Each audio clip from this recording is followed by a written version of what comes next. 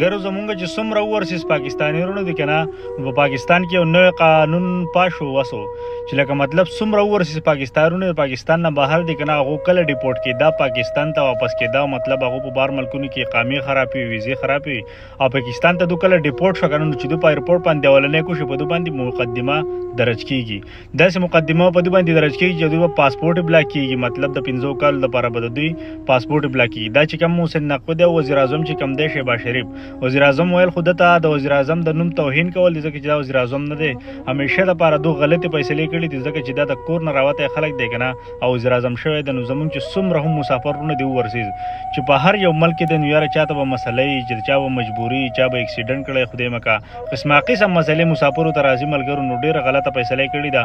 او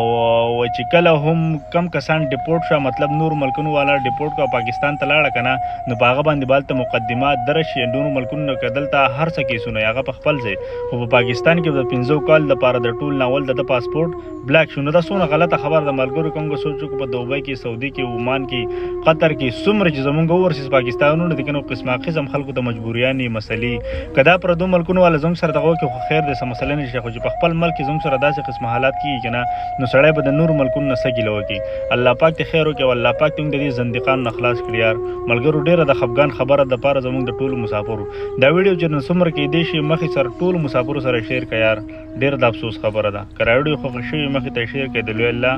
په امان